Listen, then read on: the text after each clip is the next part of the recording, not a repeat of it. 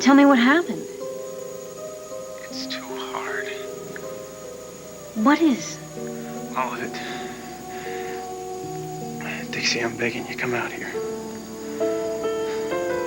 You want me to fly to California now, tonight? I know it's asking an awful lot, but I need you here with me. I feel like I'm drowning.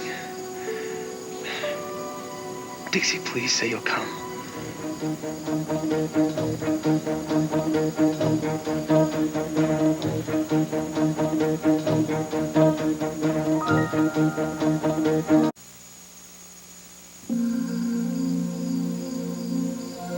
Ted, you don't need me to hold your hand. I don't know if I can handle all these memories. I can't do it. It hurts to remember. I know. I wish it didn't. You can help me. I can't. I would only make things worse, really. Look, I know how difficult it must have been for you to drive up into the driveway. I know this is like a whole second childhood for you. But you have to go through with it. You have to get through the bad memories in order to get to the good ones. Dixie, I don't know if I can do it. Yes, you can. You have to. You have to try. Look, try and just remember past that morning that you were taken away, all right? Live it like one of those Super 8 movies, you know? Just live it in reverse. Maybe Nola made you breakfast that morning, and maybe Joseph took you out on his flatbed and let you hold the steering wheel.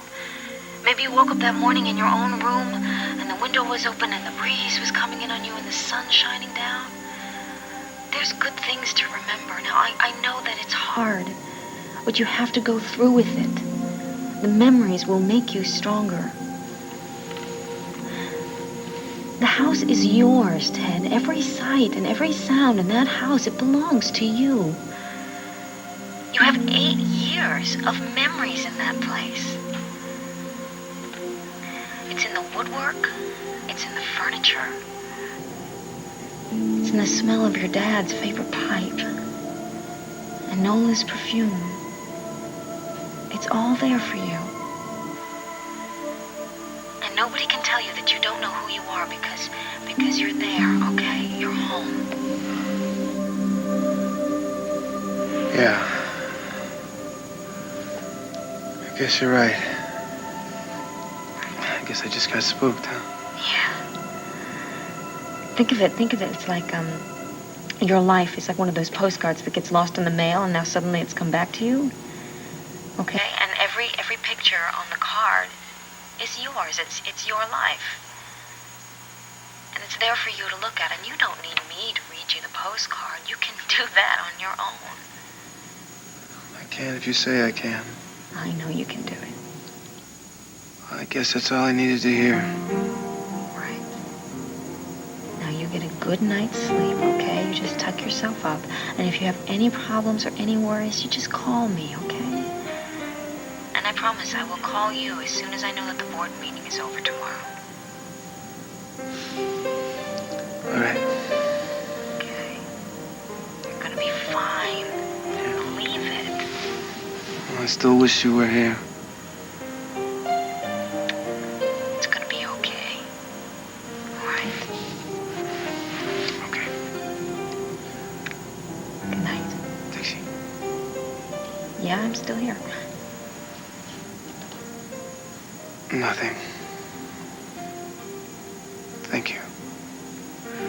Good night.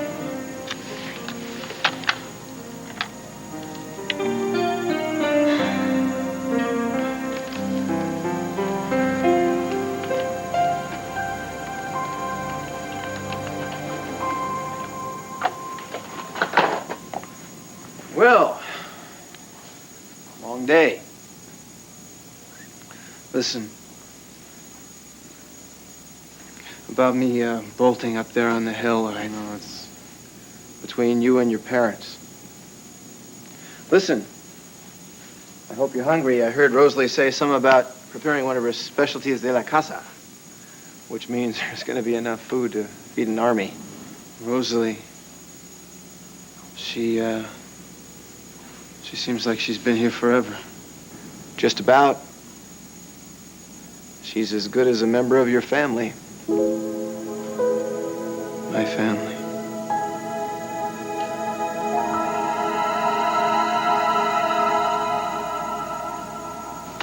Oh, honey, hold on to your hat box, 'cause I got some late-breaking news about Palmer. Oh, well, I thought we covered all Dixie, this isn't just a couple of white chicks sitting around dishing the dirt about the evils of Mr. Cortland. Palmer and his snake-slithering best doesn't deserve the terrible fate that Lady Fortune has dealt him tonight. It's not his heart again, No, it's worse, and may the good Lord clean me into for saying it, but I would rather see my love bug pushing up the daisies than to have beholded the tragic scene that I witnessed tonight. Oh, well, what happened? Palmer Cortland, formerly of the Wall Street 300 computer chip magnate, has met with a humiliating disgrace. He's hawking chicken gizzards. What?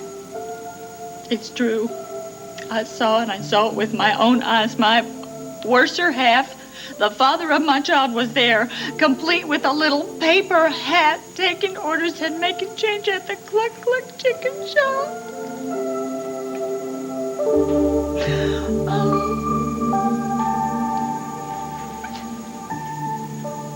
Well, excuse me, but I fail to see what is so all-fired funny about that. I mean, Palmer was among the corporate high and mighties, and now he's bowing and scraping to some pimply-faced teenagers asking, would you like fries with your cockadoodle dandy? Well, obviously coming here was a mistake. But please, I'm sorry, really, please don't leave. It's just picturing Uncle Palmer working for minimum wage is just a portrait that no artist could possibly paint. Well, it is a pretty sad picture. Oh, no, it's absolutely perfect. I mean, he's made his bed and now he's lying on it. He has nobody to blame here but himself. How much does that poor man have to suffer before you take a little pity? I mean, living out his golden years as a chicken slinger is cruel and unusual punishment. Look, I'm sorry, but after he wormed his way out of the loan agreement with Tad using a post-dated check, I would say that he is lucky to be plucking chickens rather than pounding out license plates. But the indignities of having to start over from chicken scratch at his age. He has always touted himself as a self-made man. It's perfect. The truth is that he lost his business because he was greedy and he overextended himself. Okay, all right. I admit that Palmer has done some dirty deals in his time, but family is family nonetheless. And when one of ours is in trouble, we rally round. And I can't believe that you could just sit there and tell me that your heart isn't bleeding for that man. People have bigger things to worry about than Uncle Palmer's fall from CEO to fry cook. What? Who? Name one. Ted Orsini, for example. Ted Orsini. Oh, I see. So you haven't got time to muster up one shred of sympathy for your own kin because you're too busy fretting over that wine-tasting wannabe. For your information, Ted is out in California trying to deal with his family, ghosts of his family. That is very scary. He's scared to death. And to tell you the truth, so am I. Well, then that makes us a trembling trio, doesn't it? Because that moody sea dog has got a grip on you in the worst way, and it scares the bejeebies out of me. Now, you know Ted's history as well as I do. You were there in New York when he was humiliated in front of all those people and he had to defend himself. And wasn't he brave about it? Okay, fine. So Ted carried the night. That doesn't mean that you got to become his personal crusader. Well, I'm certainly not. I'm his friend. For crying out loud. And I think that he needs all the friends that he can get, you know? I mean, his life seems to be one personal tragedy after the next. Look, I got gobs of sympathy for what happened to that guy when he was little. But I think that he is just using that past to stick close and lean heavy on you. And what is the matter with that? I mean, you tell me. What kind of world would this be if we forgot about all the people with problems? You cannot save the whole dang world, Dixie. I don't think you can even save Ted. I think the best you can do is just pray that he finds himself a Jim Dandy psychiatrist and logs a lot of time on a couch just staring down his old demons. That's what I think. Anything to just get him out of trouble and get him out of our lives.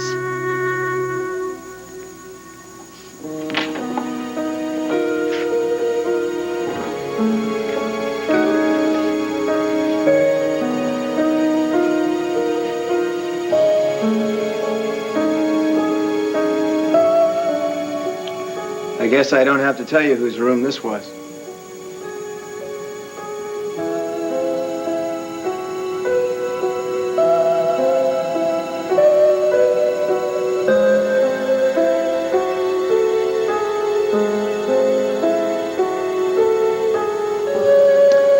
Nola refused to change anything. All the way down from wallpaper to your books and toys. Everything is exactly the same as the day you left. She kept this place as a kind of shrine, even after I showed up. My room is down the hall. Used to find her in here sometimes, just sitting with your things and thinking. I asked her why once, and she said that she'd spent so much time waiting for her boy to come home that she felt like part of her was frozen in time. I guess she couldn't accept the fact that the waiting was over. It wasn't over. It is now.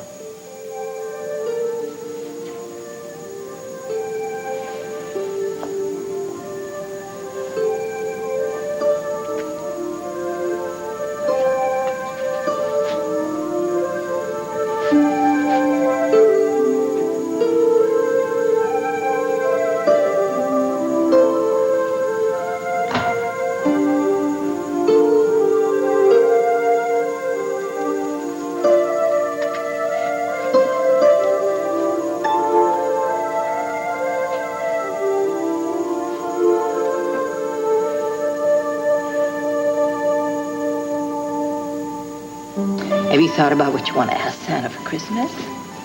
A pony. A pony, huh? Don't you think Santa would have a little trouble loading a pony onto a sleigh? Santa can't bring me a pony. Oh, well, I suppose you could harness a little pony up between Prancer and Dancer. But, you know, I don't want an animal under the tree Christmas morning. Can you imagine what kind of a mess a pony would make Christmas morning? I think you better ask Santa to make a little side trip to the stable. You think he'll really bring it to me? Confidentially, I think your chances are excellent. Now, I want you to go to sleep and dream about your pony so you can give Santa just a detailed description, okay? I love you, darling. I love you too, Mama. Good night. Mama? Mm-hmm. Will you sing to me? Well, now, what song would you like to hear? You know. Okay, but just one chorus, deal? Deal. Okay.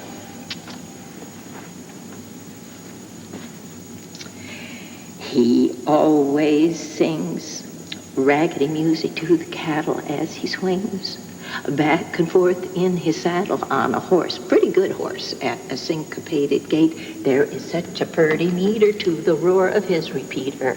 How they run when they see that fella comin', 'cause the western folks all know he's a highfalutin, rootin', tootin' son of a gun from Arizona. He's some cowboy. Talk about your cowboy. Ragtime cowboy.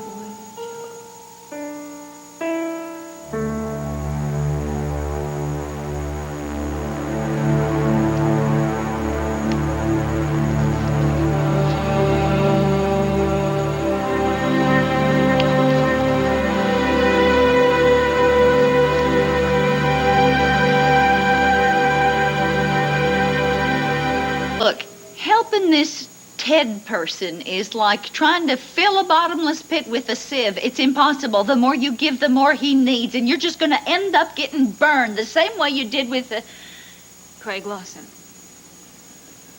Look, well, that was a completely different time. I was a different person. I was much more vulnerable then. I was primed and ready to play victim to a champion button pusher like Craig. Well, it seems to me Ted's digits have been working overtime since he blew into town. He is having a rough time of it. And I'm simply trying to help him out, as somebody did for me once upon a time. For crying out loud, I would do the same thing for any stranger asking directions. Yeah, but there is the rub-a-dub right there. Ted isn't your ordinary garden variety stranger. He happens to be the spitting image of my son, the man whose name you took once and was about to take again. Now, I'm sorry to have to say this, but standing around and watching while you and Tad's double go taking a bite out of the Big Apple and waltzing around Pine Valley like it was the most natural thing in the world, well, it isn't. And as your once upon a time mama-in-law, I'm here to say that it is actually downright creepy, and no amount of persuasion or argument is going to convince me otherwise. Well, nothing you say or do is going to change my mind about Ted. So I guess we're just going to have to agree to disagree for this Well, once. I guess we will, but I'm Brian. Hi. Mark my words.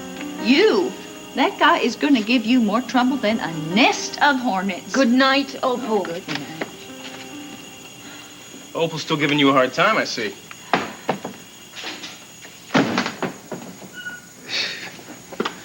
This is like the same old song, only a different verse with this woman. I bet I could name that tune in 4 notes. Ted Orsini? I don't understand why everybody thinks that Ted is going to be like attacking me. Well, he's the one that is in trouble.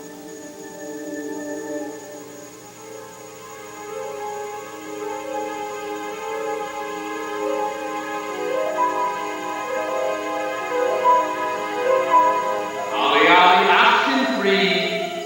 Teddy, I have something for you. You want to see it? Oh, you're butt out here, you little hunk of spit. If I see you before you see me, it's going to be all over, boy. Well, what do we have here?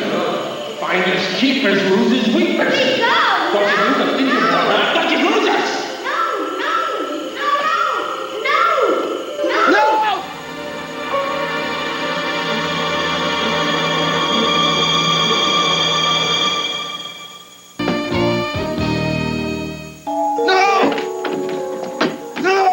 Ted, wake up! No! Hey, wake up! It's just a dream. You're okay. Listen! It's just a dream. You're all right. You're safe now, you hear me? You're home. It's okay. You're home. Home. Yeah. You're safe here. This is your room.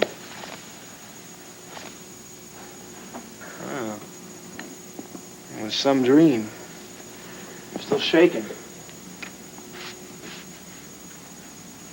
You, want to talk about it? No. Just need to sleep. You sure? You know, sometimes it helps to talk it out. You know, you're as stubborn as I am. Did anybody ever tell you that? Come on, listen. If you talk it out, there's a good chance that the dream won't come back. At least not tonight. Give it a shot. What you got to lose? Talk to me. So, what do you see when you turn out the lights, huh?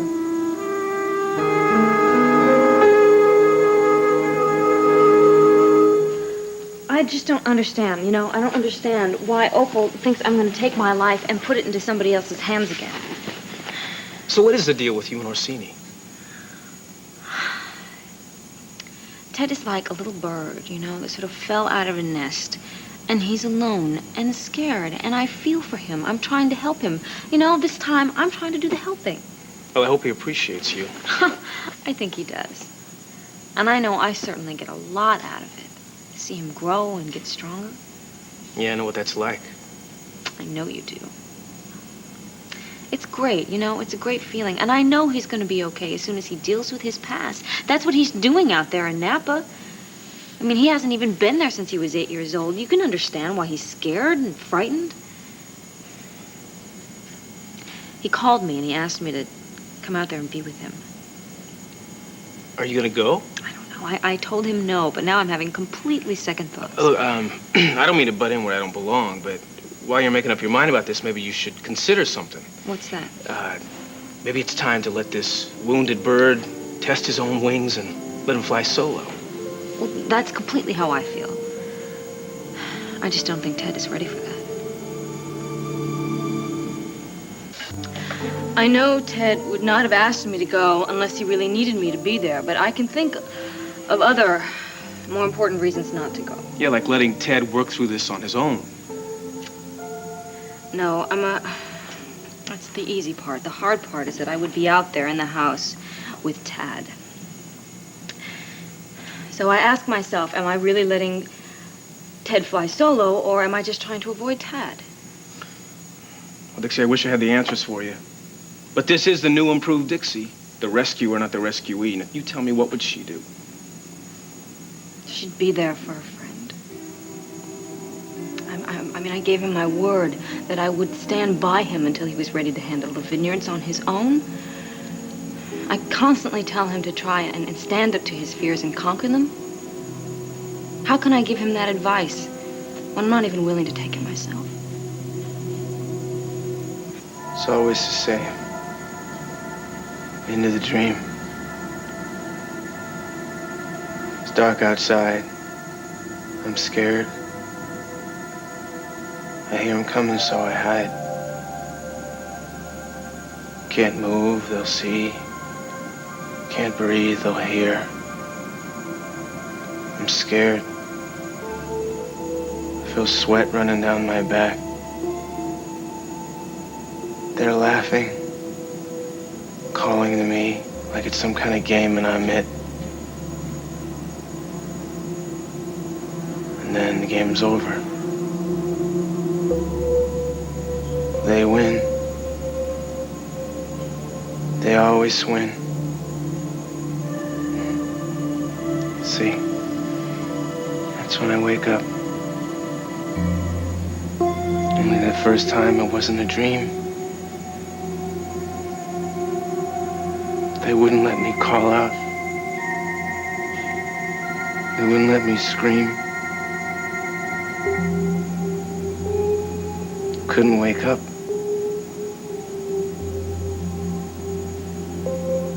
Can't sleep. Can't wake up. They're always there. Even now, they're always there. Waiting. Sometimes a dream can seem more real than real life. What do you know? Who the hell do you think you are to pretend to know anything about my dreams or my life? It was real.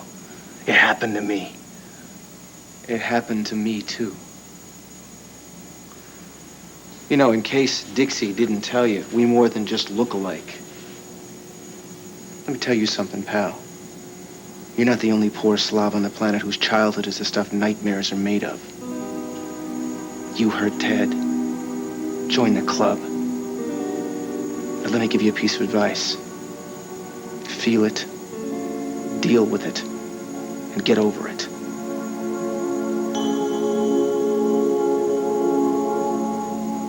I'm not the only kid who's lived to tell a tale about child abuse. Hey, look at it this way. At least your father kept the home fires burning for you. Mine simply broke my leg and left me out in the middle of nowhere to die. But, you don't see me flashing my wounded inner child, do you? No. I don't use my childhood traumas to be rude or surly to people who have nothing but my best interest at heart. It's not the same. You're right. It's not the same. See, I managed to find my way out of the woods, and I was stupid enough to think I might be able to help you find your way out. In case you've forgotten, that's why we're here. So far, all I've gotten in the way of thanks is your teeth yay deep in my butt. Well, I've had it. From here on out, you can either catch up or get out. Either way, it doesn't make a damn bit of difference to me.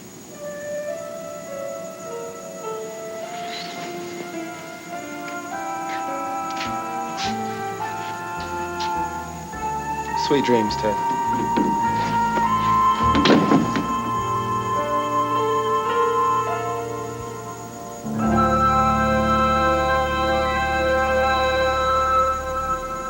Listen to me.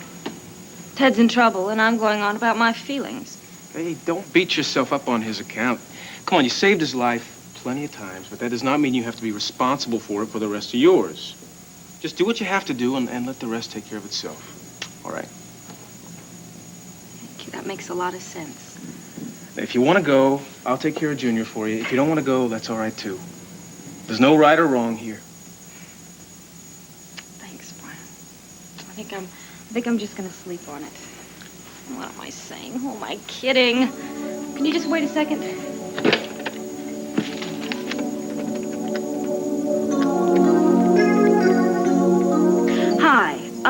Hi. I'd like to make a reservation for a flight to San Francisco. Open return.